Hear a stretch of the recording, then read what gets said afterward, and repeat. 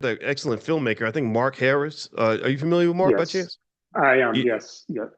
Yeah, Mark. And I know he reps Englewood quite a lot. So it seems like you're Absolutely. connected to this space. Is there a personal connection there in terms of being born and raised there or something like that? No, so what would happen, Dr. Boyce? I was actually working in law firms when I was younger as a paralegal, real estate paralegal. And one of my coworkers came up to me one day and was like, "Hey, I know you're pro-black and you like to do things in the community. We got some stuff happening out in Greater Englewood that I think you might be interested in." And it just started from there. We had a group of people that wanted to create another community development corporation because they'd had one years ago and it just kind of phased out. And so we formed this collective and relaunched and rebuilt the Greater Englewood CDC. You know, we went through the whole business planning process, bringing stakeholders to the table. And so I was the first executive director and the first board president. And after that, I just continued to do work in the Greater Englewood community. Wow, I love that. How many years have you been sort of doing this kind of thing? Over a decade. It's been over a decade at this point. Something I truly enjoy. You know, once I got knowledge of self as far as who I was, I really started to think about, okay, you have this knowledge about who you are, you know what your ancestors have done. What can you do to help try to continue to move us forward and move forward culture? And Mm. so I really found over time, Dr. Boyce, that I enjoyed helping to launch and build these social enterprises, especially in spaces like Greater Englewood. Mm. Interesting. Okay, so um, you mentioned that you are pro-black, and I know that that term pro-black can mean different things to different people. So, what Mhm. does being pro-black mean to you? That's a great question. We actually did a podcast episode about that. What does it mean to be pro-black? So I love that question. So for me, it is having this black first mentality.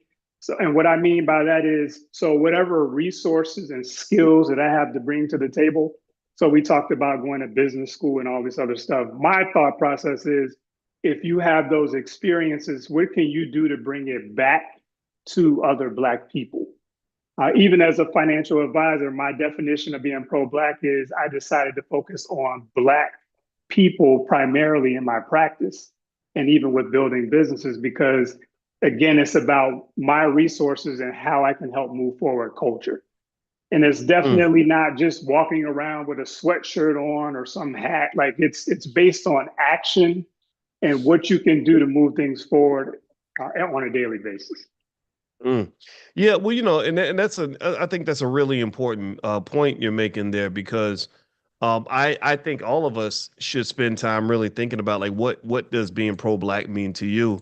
Mm-hmm. Because sometimes I can get confused. I remember one time, brother. I remember seeing Diddy. Diddy showed a picture of Cardi B and her husband Offset, and they were standing next to a Lamborghini, and he used the hashtag Black Excellence. And I remember thinking, I kind of disagree. I don't know if you're excellent just because you have a nice car or Yeah. or white people put you on TV. Not to say that they can't be excellent people in their own right. I'm not saying that, but I think sometimes it's almost as if there's a conflict between those of us that kind of want to raise the bar and say, that my version of pro-blackness means I want to improve the community, even if it means a little tough love, pointing out some issues, talking about how we can get better versus others who might say, no, pro-black just means that anything that's black, you love it. And I that part I can't identify with as much because it's Right. almost like someone saying that you love your child if you give your child whatever they want whenever they want.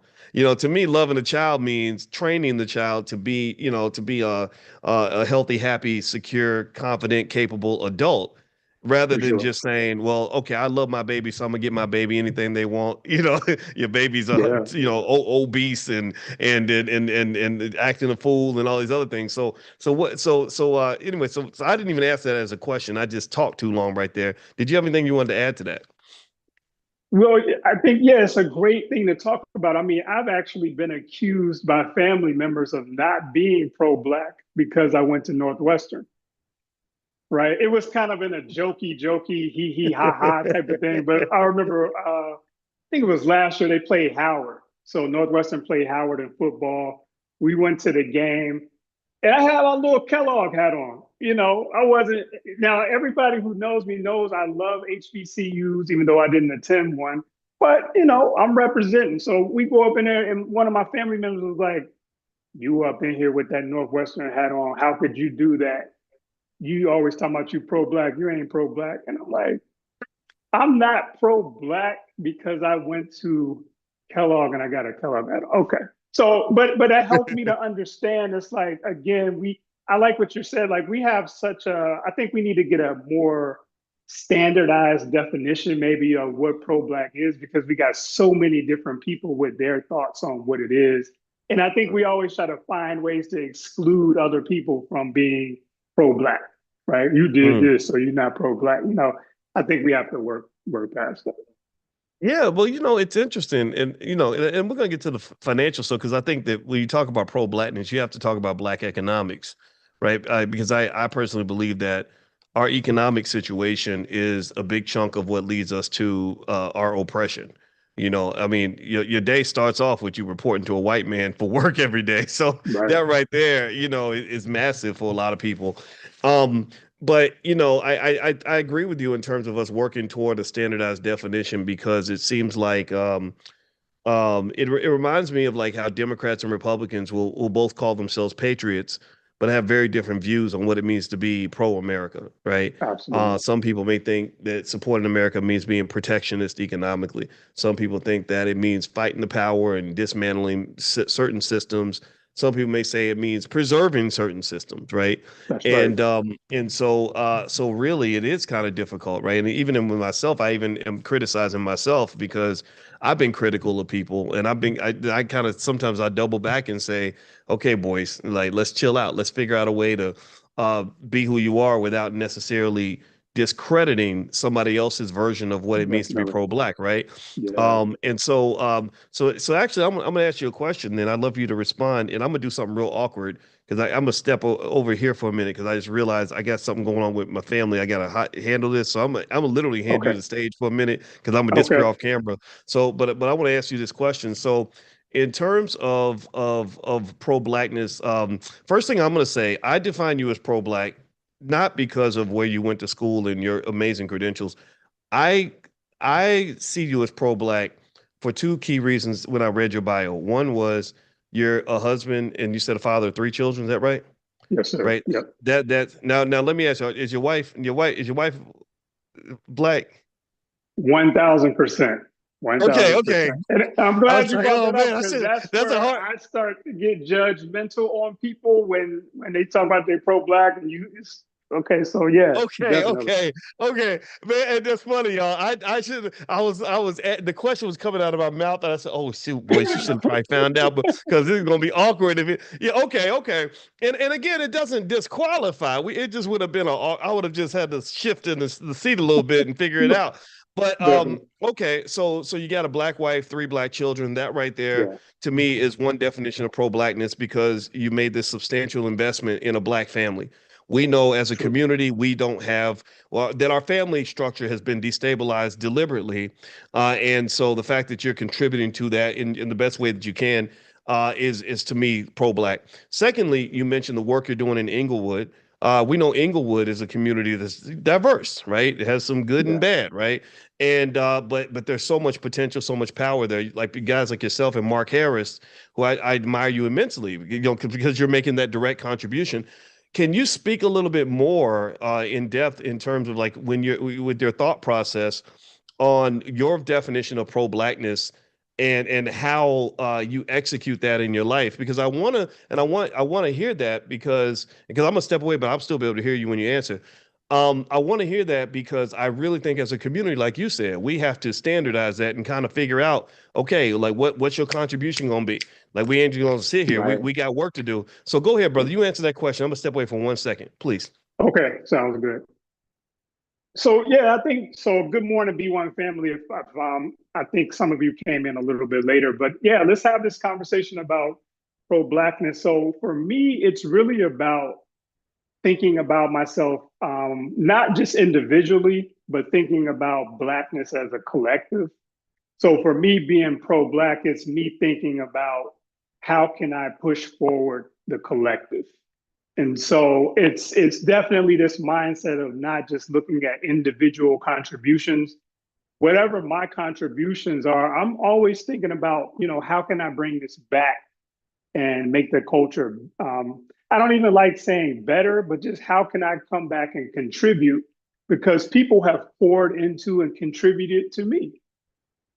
Sometimes I think we forget that we've been poured into and people have sacrificed and made different efforts for us to move forward. And so, I want to continue to think about, how can I come back and contribute? And that's really a key part of pro-Blackness to me, for sure.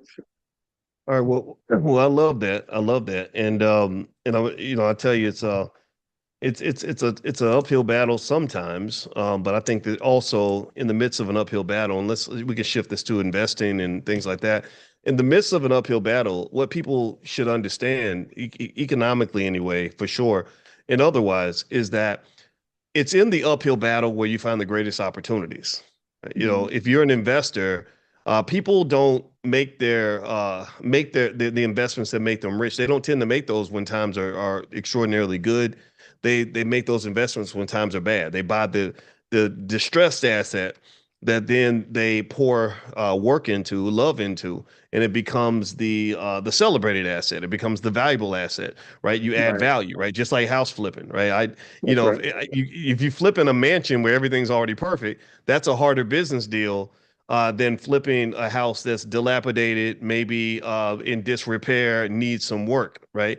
And so when you think about that analogy, it not only requires you to be able to see the potential of things, but it also requires you to have a commitment in terms of putting in the time and energy to flip that house, and also skill set. The more skill you have in house flipping, the better off you're going to be at the end, right? So the Black community, I think everybody should think of this, and I'd like to get your thoughts on this, brother. Is I think I look at the Black community like a house that needs to be flipped a little bit, right? And it's a little bit torn down, in disrepair. Maybe it's been neglected because the people that could have fixed the house didn't want to. Maybe the people that want to see the house fixed don't have all the skill sets necessary to fix it. Or maybe we don't even have the time or even the psychological commitment to fixing it, right?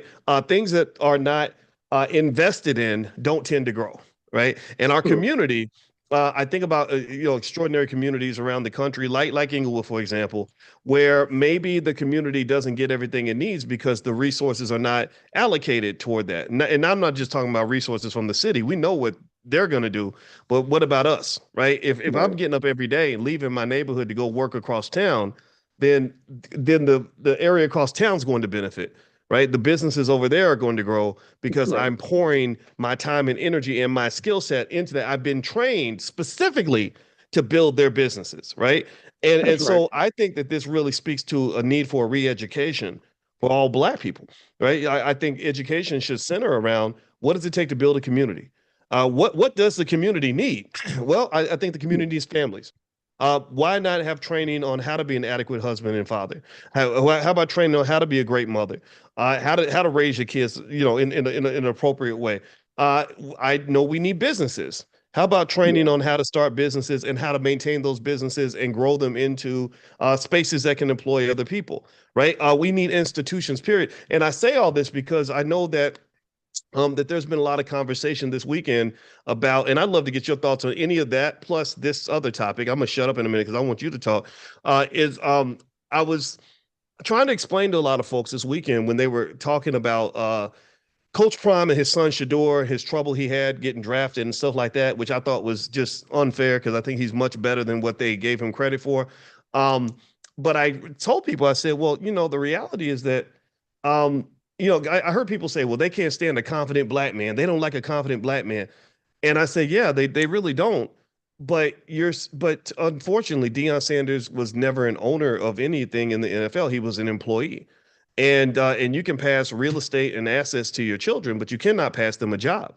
And That's so, right. what might be the challenge? The reason maybe the employer has trouble dealing with an overconfident person is because you can't really be an employee and act like you the boss, right? Not most of the time, right? Like in my Right. father's house, I got to where I got to the point where I was a man, and I started acting like a man, and that became a conflict because my father's like, no, I'm the man of this house. You're not the man. So Absolutely. in order for you to be the man, you got to get out of here and go find your own place. Then you can be the That's man right. in your house. You can't be the man in my house. Do you see what I That's mean? right. Yeah. Right? And so my thought is when we're up here talking about what I'm proud, I'm confident, I do what I want, but sir, I need you to give me a job because I didn't put in the time and energy to work with other people in my community to create our own league. We had the Negro Leagues, we threw that away so Jackie Robinson could Yeah. get a job, right? That's so right. so because we have not had an interest in doing the work to establish a space where we are truly respected and all these other things we want, that's a consequence, I think, of not having the commitment to institutional development in the Black community. What say you? I couldn't agree more. And I think it goes back to, also when we talk about being pro-Black, and I said this to you off camera, I'll say it again to the community. But like you, for example, when I first started trying to get myself together financially, you emerged as someone that I could learn from and be an inspiration, right? But I could have made the choice that, oh, this is another Black man. I can't learn from him. I can't be inspired from him. Right. And so I bring that up to say, I think part of this pro-Blackness and part of this institutional issue that we have is partly how we view one another. Mm, Can I look at you? So, like, say you hit me up and like, hey, Eric, I want you to come work in the Black Business School and be an instructor. Maybe I have an offer from another organization, right? It's like, would I mm, view that in the same light as I would this offer from these other people? And so, mm, like, even with myself, I try to always make sure I'm continuing to value other people who look like me so that we can build these institutions and mm, stop depending on these other people for jobs and opportunities. But if I don't value Dr. Voice properly or other people who look like me, there's no way in the world I'm going to use them as a contractor to build this house that we're talking about. mm. That's real. I mean, that's a real assessment. It's you and I both dealt with that, I'm sure, where you go into spaces and because you're Black and you do what you do, it's not seen in the same light that it would be if you were white. Right. Not at And, all. and then what kind of helps are these, what gives people trust, because you have to trust institutions for them to work really. Indeed. So what happens in terms of trust and validation is you say, yeah, but I went to Northwestern. And they're like, oh, okay. So Yeah. white folks said you were good. Okay. So I Right. trust you now, right? Or me, I'm like, well, yeah, no, I taught at Syracuse University. Right. Syracuse, right? Yeah, and it is challenging. It's very frustrating, right? Because you're right. Yeah. It's like it's almost like even like just corporate brands. The way you build brands with certain perceptions people have of that brand. Like if I say Coca-Cola, people know That's what right. they have an expectation. McDonald's or whatever, or Nike or Google. And for Black people, we don't necessarily have that same branding. If anything, the brand of the Black man is being diminished and destroyed by people that have deliberately worked to destroy the brand of the Black man, right? Around the world. You Absolutely. look at you look at the way hip hop portrays Black males. I mean, it's not all of it, not all hip hop, but you know what I'm talking about. That stuff where Yeah. they I'm act on like it. we don't want to love our kids. We want to just sleep with anything that moves. We want to kill each other and go to prison for 100 years. We want to get high on drugs and all this other stuff. And that makes it difficult when you have a counter narrative, Right. So let's dive deeper into legacy then. So you and I both as Black men, we both had an interest in what happened this weekend with Coach Prime and Shador, and then also the stuff with Shannon Sharp and everything else. And I mentioned this to everyone the other day, but we can mention again because I'd like to get your thoughts on it as a person who understands legacy, estate planning, stuff like that. I saw, in the case everybody doesn't know, I assume you don't live under a rock, but Shannon Sharp, the Club Shay Shay host, who's also on ESPN, was hit with this $50 million lawsuit from this young lady who he was engaged with, or not engaged, but interact. He had an entanglement with from OnlyFans. and she's not black. She's melanin deficient. And basically he offered her $10 million, and she said no. She filed a lawsuit instead. And so here's what happened. So as I've been thinking about this, it made me furious when I saw it, and I had my anger, but I had to process like, why am I so upset? Well, because I know that the word poor, and everybody in here knows the word poor stands for passing over opportunities repeatedly. So my belief, Eric, is that in many cases, generational wealth doesn't exist because when there's an opportunity to have some generational wealth, something silly ends up costing us the whole bag. And Yeah. so here's what I did. I looked up the endowments of some of the HBCUs in this country that are struggling. I looked up the endowment specifically of Savannah State University, where Shannon Sharp went to college. And I said, ain't this a bitch? Excuse my French. I said, the endowment of that school is $12 million. This lady is going to receive more money from Shannon Sharp than the amount if he had spent that money on that school instead of on this girl. This this would have literally funded that institution for the next 100 years. Like literally, I mean, they're living off of a $12 million endowment. He could have instantaneously doubled their endowment, but instead, this money is going to go to a 21-year-old who who's doing OnlyFans, who cares nothing about the black community. I'm furious about that. Can you give some thoughts on anything that I just said? Absolutely. And I have to say this, one of the people that I formed, so the Greater Englewood Chamber of Commerce, one of the other co-founder, her name is Felicia Slayton Young. She's Mm. an alum of Savannah State. Oh, So wow. so it kind of connected in my mind as you were saying that. Oof. But yeah, I mean, so that made me upset too, Dr. Boyce, when I saw that. And my thing about that was it's just like, why? So I felt like Shannon was somebody that was reasonably intelligent, I thought, and I'm not judging him, but it's like we've seen this play out so many different times, and he's not new to being in the media. So I just didn't understand the thought. Like, this is what I said to my son about this. My son is 17. I said, we have to think about situations in terms of how are they going to play out. So you're a black, successful, multimillionaire man, and you're dating a 19-year-old from another culture. What is the Mm. probability, right? Thinking about risk and probability, what's the probability that this is going to go in your favor? Very low. Wow. I mean, it would have to be perfect for nothing to happen, for you not to get sued, for your money not to get compromised. And so, yeah, it's just, I don't think Shannon is somebody that considers himself pro-black, and maybe that's Mm. part of the issue. Mm. But that definitely was just a high risk move, and it went against him. You know what's so crazy? What's interesting about that last piece that you mentioned? First off, I love the fact that you're talking to your son about this.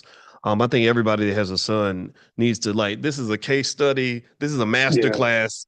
Like it's it is. happening right before. It's God's master class. God's like, here's what happens if you keep on doing this stuff. That's right. But but then the other thing too is, you mentioned that thing about Shannon, whether he's pro-black or not, and I think that goes back to what we were talking about earlier. It's interesting because I bet you that if you were to ask Shannon, do you consider yourself pro-black? I bet he might make an argument to say yes, I am. And let me tell you Oh why. yeah, He yeah, right. He went to an HBCU. He played a sport that's black dominated. He has a black family. His brother Sterling yeah, played in the NFL and all that, and he's from the South. He's very familiar with black culture. He's friends with a lot of black athletes. He and Coach Prime and others. And it's kind of interesting to try to, but here's the point though. The thing that throws me off a little bit is, so you're pro-black in all these other ways. You know the dance moves, maybe you know what grandma's fried chicken tastes like, and all these things that are identified as black culture. But then when it comes time for you to invest, like really like invest your life, your time, your energy, when you could choose to invest in a black woman, a black family, yeah, that's not of interest, right? It's like, no, I'm going to invest in a little German OnlyFans model or whatever she is. And you see that happen a lot, right? Where, yeah, and this circles back to what it means to be pro-black. I say, Eric, that I'm wondering, like, if it's a matter of saying, like, what are you investing in? Like, what do you value? What do you have that's valuable for you? And where are you investing the bulk of it? And let me explain like this, right? If my money matters to me, then you would say, well, where are you investing your money? Like you look at, I remember seeing some of the rappers. I think it might have been Jay-Z, but not being hard on him. But I remember seeing where he would make donations. Like they would make him, Beyonce would make these donations to like HBCUs and stuff like that, which is great. But it would be like 100,000, 50,000, 200,000, something like that. But then when it came down to him investing millions, it would be Mhm. with some white boys in Silicon Valley, Right. right? And you know what that reminded me of? That reminded me of, when you're black and you're pro-black, but when you talk about your time, like we value our time, right? So I might say, well, I'm pro-black because I go down to the boys club every Saturday and I donate time. That's great. But then I would say, but what do you do with the other 167 hours a week of your life? Oh, well, I give Right. the bulk of my time to Massa because he need me to come to the job. Do you see what Yeah. I mean? Do you see what I Right. mean? Right? Like, and the same thing happened in slavery. Dr. Claude Anderson talks about it. He said that that slave children were neglected because the slaves had to get up in the morning and go get up before Massa's kids and make sure that the breakfast was cooked and the fire was started and all that. And then they would come home at night. And nobody ever asked, well, what's happening to your kids while you're off giving the bulk of your time to someone else? So I would say this with the Shannon thing. It's like, okay, so when it came time to invest in a woman, you didn't invest in a black woman, you invested in this lady. When it comes to the bulk of your money, she's going to get more money from you than that. She's going to be wealthier than 99.9% of all black people. For Same thing with sure. Bill Cosby.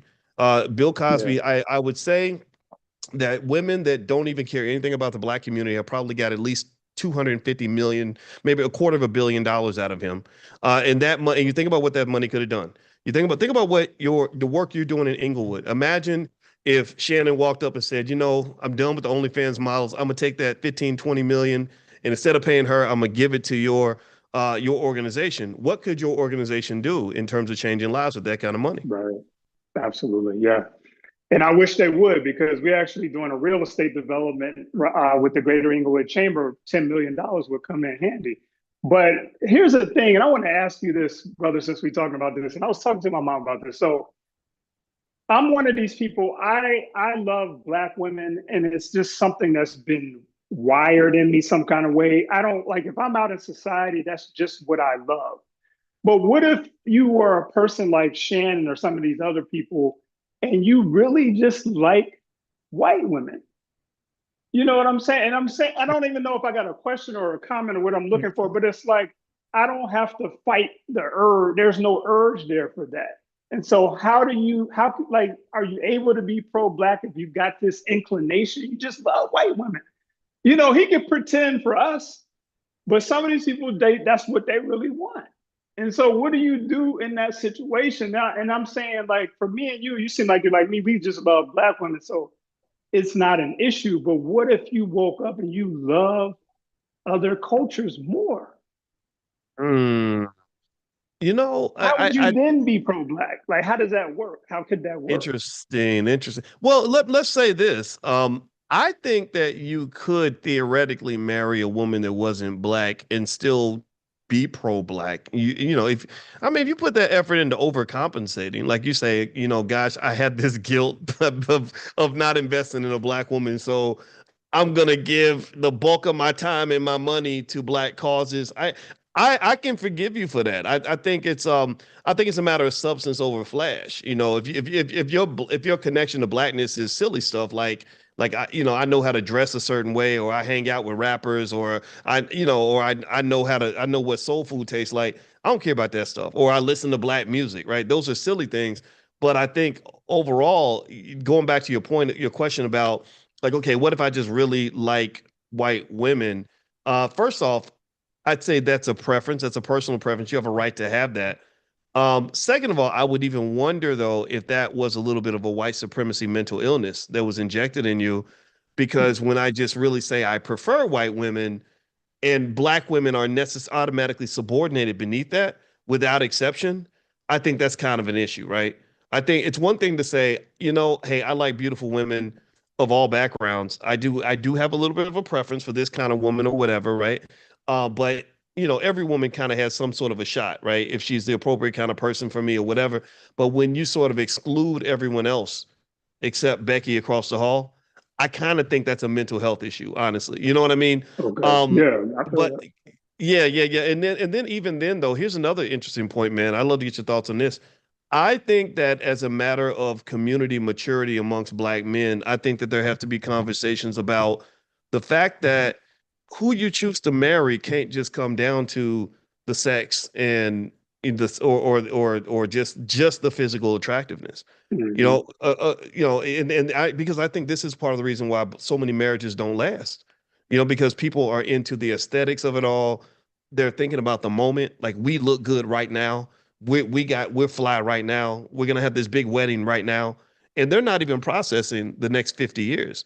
I've seen what a 50-year marriage looks like, and the way my parents look physically 50 years in ain't what they look like when they were cute and young and 20 years old, Right. right? And so just that idea of understanding what legacy building really looks like just knowing like, okay, there's got to be a bunch of variables to factor in other than just the sex and the looks. That I think that's a conversation about maturity that has to be had as well. Like so what that Yeah. might mean is like I've heard people even say in a very malicious way, in a way that I don't agree with, where they'll say something like, well, women don't matter. They don't marry the man that they're most attracted to. They marry the man that's willing to, that's willing to be a husband.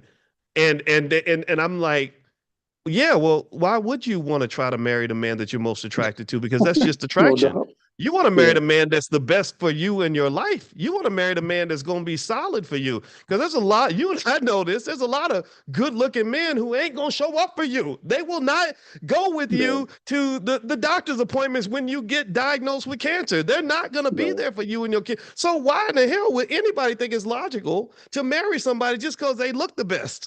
like, That's no, a good I point. want the person, like you can get a little bit of both. Like, okay, you look good, Yeah. but you are good, right? You're Right. solid. So what do you think about that? I mean, I almost think that we need some sort of more conversations like that. Give me your thoughts on that. I love what you just said. And so the word that I kept thinking about as you were saying that is sacrifice. So Mm, say you are one of these brothers and you really do like white women or women from other cultures, but like you were saying, who will you marry though? Because when we think about some of these other cultures, they're married to someone that's in their culture, but they might do other things on the side. But they're trying to keep the wealth and the structure in their culture.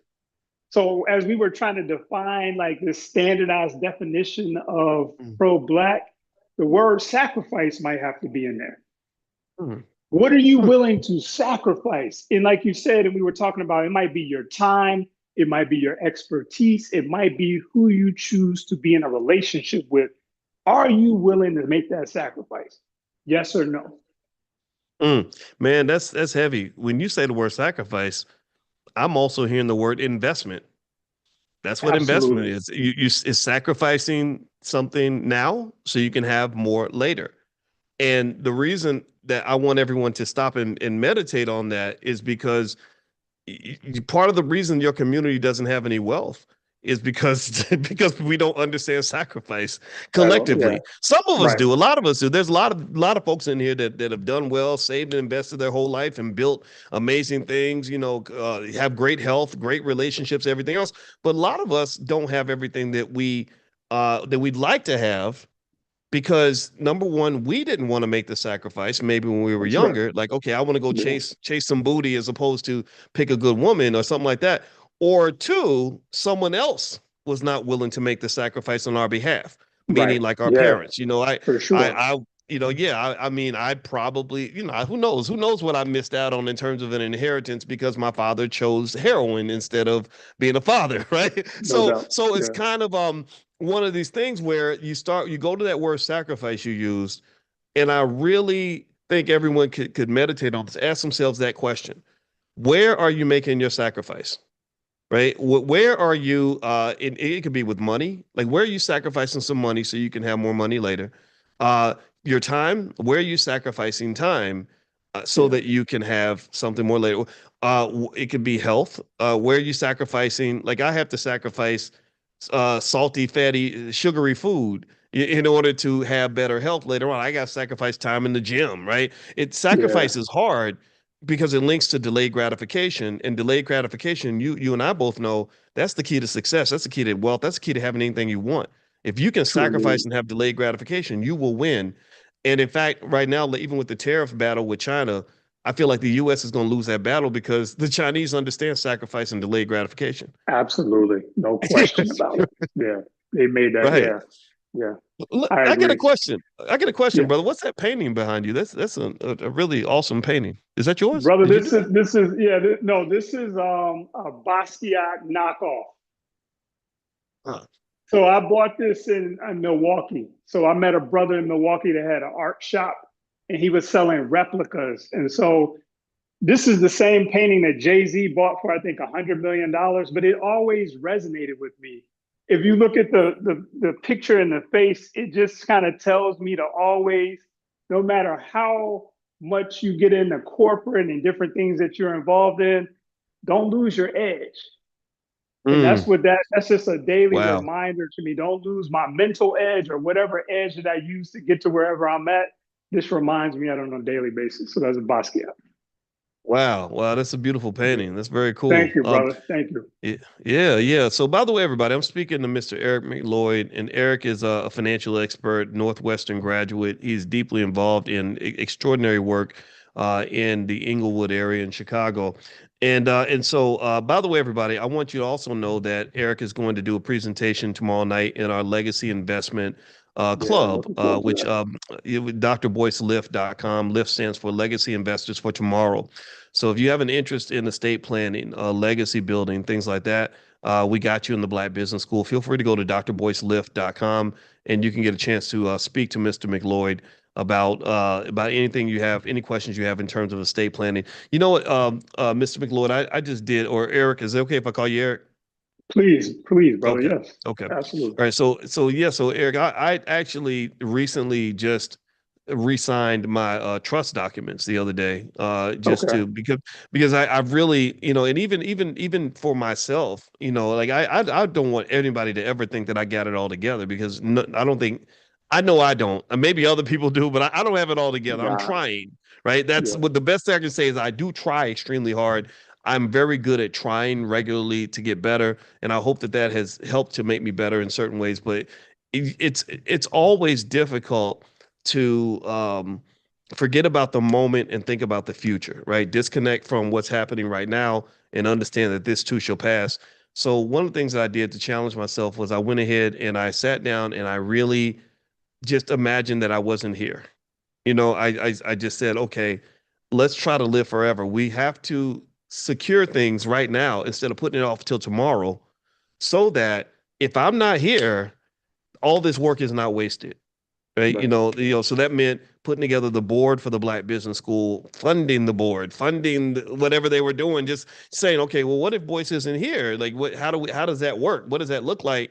Yeah. And because you get one chance to leave those instructions, once you're gone, it's over. And I'd like to get your thoughts on that in terms of just how important that is, and maybe why some of us don't think about these things and really sometimes we die without thinking about them, and then others have to figure it all out. What's your experience in that space, and what are your thoughts? Well, first, brother, I have to acknowledge all the beautiful people in the chat. We got a lot of great comments coming through. It's really good to be talking to you all.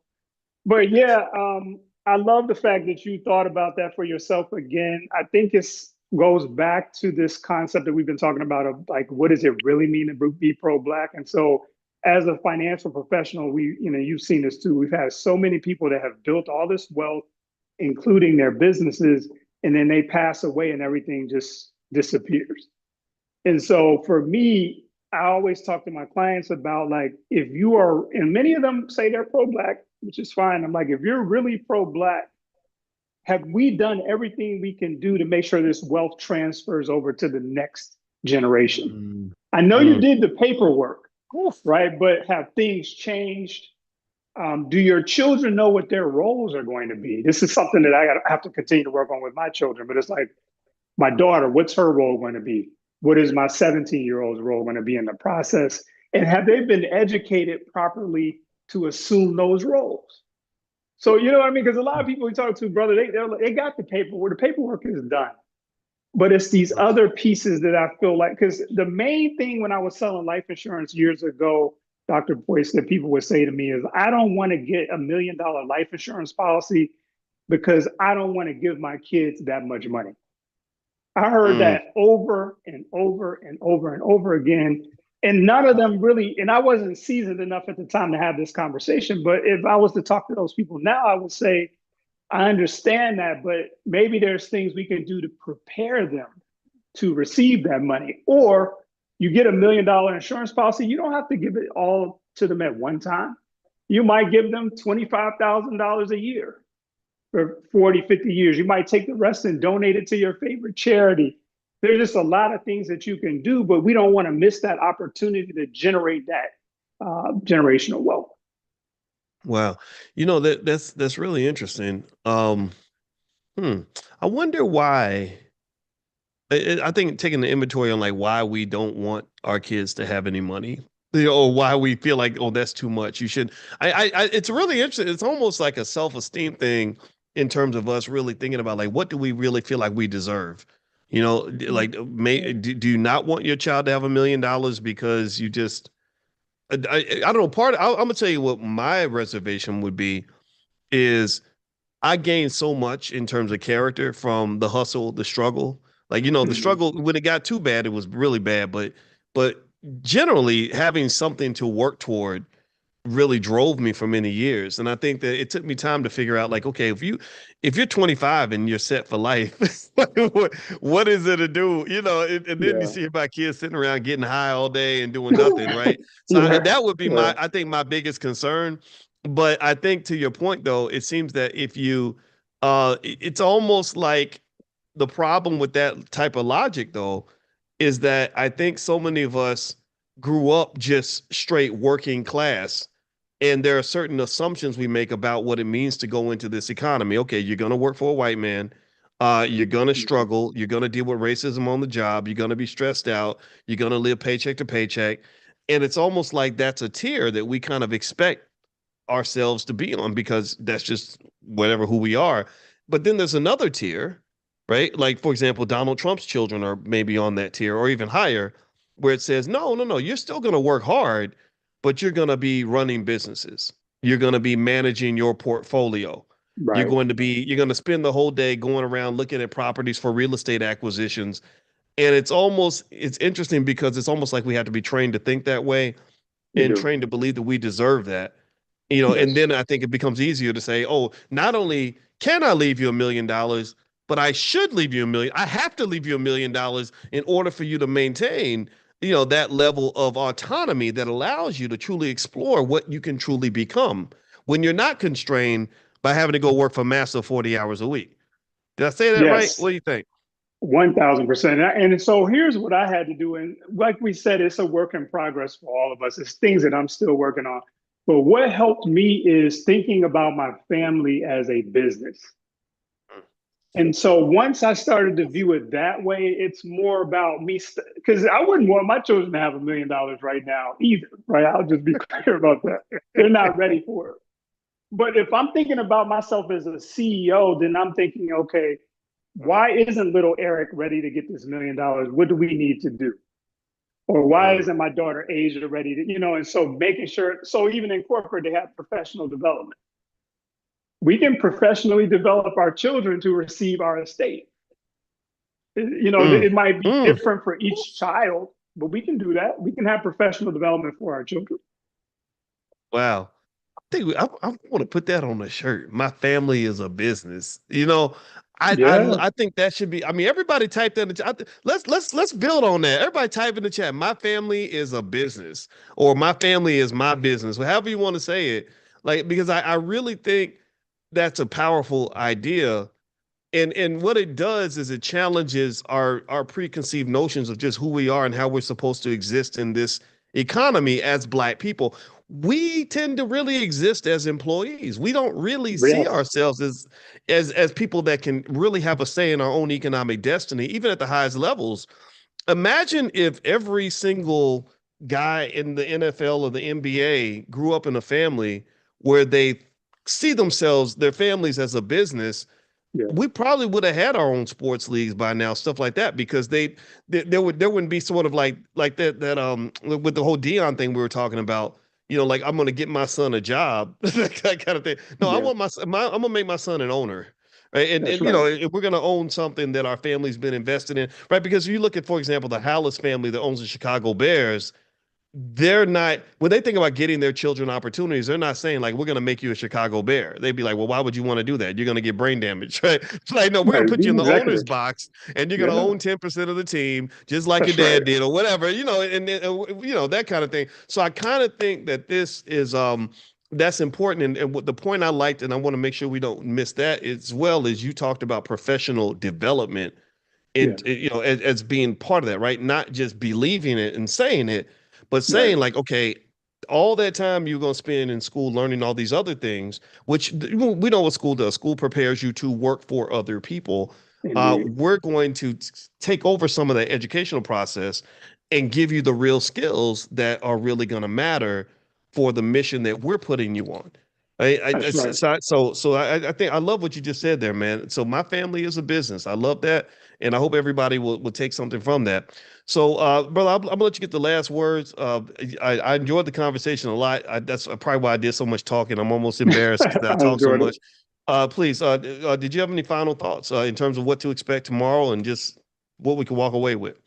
Yeah, well, again, thank you, brother, for having me on. This has been beautiful. You have a very abundant community here. So I hope to see you all tomorrow. So, tomorrow we're going to be really talking about strategy. So, my role typically in the estate planning process, you will have an attorney and your accountant and all of that, but we're going to get into a little bit of mindset stuff. Um, Getting beyond saying what you need to do and getting really into more the mindset, how to get in a different mindset in terms of how you view what you have. Now, there's probably a couple people out there that are saying, I've been hesitant to really go too deep in my estate planning because I don't really feel like I have enough. I don't have $1 million. I don't, what I will say to you all is we're going to talk about getting into this mindset of not thinking about how much you don't have, but how do we make sure that what you do have actually transfers over to that next generation? It doesn't matter if it's $100,000, it could be jewelry, it could be family heirlooms, art, whatever it is. And this whole concept that we're also going to talk about is how do you like know your numbers? So we talked about our children, is talked about my children. So it's like my daughter, how much should she actually get? Right? My estate might be worth $5 million. Am I going to give her $150,000, 200,000, 2 million? So we're going to talk about some formulas that we can use to determine what's a good amount to provide to your loved ones. So I'm Mm. looking forward to that conversation. Yeah, yeah, me too, me too. So it's going to happen tomorrow night at 8 o'clock, everybody. And if you want to join our Legacy Investors for Tomorrow Club, you can go to drboycelift.com. That's drboycelift.com. And tomorrow, Eric is going to be our special guest, and I'm going to do my job, which is to introduce him, and I'm going to shut up, and he's going to take over the class because I know when to talk and when not to talk, and I'll be learning along with you. And so, also, I want to mention to everybody that if you are interested in stock options, you can get free access to our mini class on stock options. You can go to drboycecoin.com so you can get the stock options mini class and a wealth elevation session. So feel free to go to drboycecoin.com, and I'll hit you guys up a little bit later. I'll also send a direct link via text. If you want to get on the text list for this class, we meet every morning, 7 days a week, 10 a.m. Eastern. Text the word morning, MORNING, to the phone number 87948. Text morning to 87948. And it's drboycelift.com. So if somebody could type that in the chat. And brother, where can people find you? The easiest way to find me is on LinkedIn. So Eric McLeod, EricMcLoyd. And then I also have a podcast called Money, Sex, Gen X. So you can find it on all the major streaming platforms. And we actually have an episode, Dr. Boyce, called How to Run Your Family Like $1 Million Business. So you all please check that out. I think you'll like it. Nice, nice. Yeah. Money, sex, and Gen X. Yeah. Money, Is that sex, the Gen title? X. Yes, it is. Money, sex, and X. Yeah, we talk about Nice. relationships and sex. And my co-host is also a Black Gen X brother, and we just give our perspective on life, in those episodes. All right, well, I'm gonna look it up. I'm gonna follow you. I'm gonna follow you right now. So find are you on Spotify? Yes, definitely on Okay. Spotify. Yeah. Okay, And great. I'd Yeah, love then to I'll talk to you one day about options too. I'm an options trader too. I do a lot of wheel strategy stuff, but I'm a big options fan for sure. okay. Well, Yeah. that'll be our future conversation then, because options Okay. are really, I think there's something great for people. I think we should teach our kids options. I I think that, really do. Yeah, I what agree. do you agree? Yeah, I do. So like with me, I learned I don't do like a lot of naked calls and puts, but because I realized I wanted the income.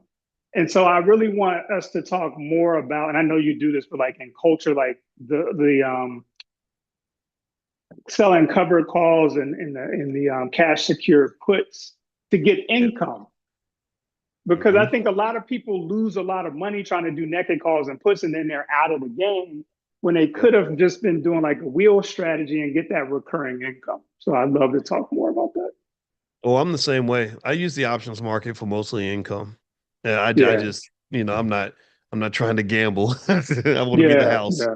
The I house had my always time wins. with that. I lost a Yeah. lot of money messing with that. So I'm like, nah, I'm Oh, we all did. All of good. us were crazy 25-year-olds, thinking that we Yeah, know everything, and then you get older, yeah, you're like, no, I just want some money. I just want some income. You keep all that over absolutely. there. So No doubt. yeah, well, we'll bring you back then, and we'll have another conversation about that. And Okay, anybody that cool. you all know, we have the Prime program and stuff like that. So feel free to take a look at it, drboyceprime.com. That's that URL. So thank you very much, brother. It was great to see you, man, and it was an honor getting to know you, and I made a Likewise. friend today. So I look forward to talking Yes, again. sure. All right. All Yeah, right. I'm looking forward to, brother. Have a good day. See you tomorrow night. All All right. right. Peace. Bye, everybody. Have a